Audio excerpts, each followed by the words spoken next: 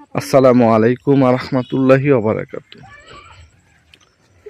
হঠাৎ করে আমাদের শরীরে ব্যথা হয়, 3 দিন 4 দিন এই ব্যথাটা ভালো হয় না। এর মধ্যে আপনি দোকান থেকে ওষুধ খাচ্ছেন ব্যথার, কিন্তু ব্যথাটা মোটেও যাচ্ছে না। এই ব্যথাটা না যাওয়ার কারণ হলো আপনি যে চলাফেরা করতেছেন, চলাফেরার কারণে আপনার এই সমস্যাটা হয়েছে। এখন বলবেন যে আমি চলাফেরা করি এর জন্য আমার শরীরে ব্যথা, এটা কেমন করে হয়? এই ব্যথাটা আপনার চলাফেরার কারণে হয়।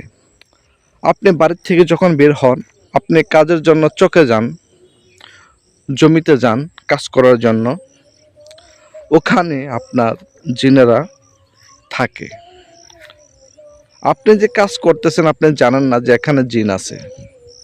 এই জিনেরা আপনাকে যে শরীরে যে ব্যথাটা, এটা কিন্তু ওই জিনের কারণে আপনার শরীরে ব্যথা হয়েছে।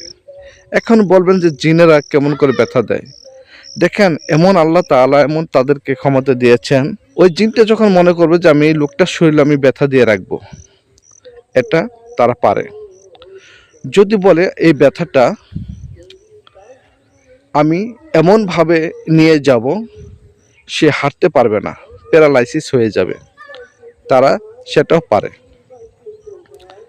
এই জন্য আমি সবসময় বলি, যখন আপনারা বাড়ি থেকে বের হবেন আল্লাহর কাছে দোয়া করে বের হবেন।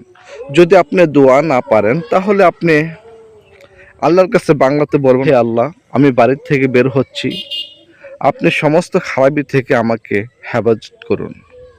আল্লাহর কাছে আপনি বাংলাতে বলেও কিন্তু বের হতে পারেন। এই জিনেরা কখন কোথায় বসে থাকে এটা কিন্তু আমরা দেখি না। এই জন্য দোয়া কালাম পরে বের হওয়া আমাদের জন্য বেটার। আল্লাহ তাআলা যেমন মানুষ সৃষ্টি করেছেন, তেমনি জিন জাতি সৃষ্টি করেছেন। কোরআনের মধ্যে আল্লাহ তাআলা জিন জাতি নামে একটি সূরা নাজিল করেছেন। এগুলো আমরা মুসলমান, আমরা বিশ্বাস করি। এই জন্য আমরা সবসময় দোয়া কালাম পরে বের হব। কখন কোথায় কোন শয়তান বসে থাকবে ক্ষতি করার জন্য, এটা আসলে আমরা কখনো জানি না, কখনো তাদেরকে আমরা দেখতে পাবো না। এই জন্য চলাফেরা করব আল্লাহর কাছে সাহায্য চেয়ে, তারপরে আমরা বাড়ি থেকে বের হব। তো সবাই ভালো থাকেন, সুস্থ থাকেন। দেখা হবে কোনো নতুন ভিডিওতে।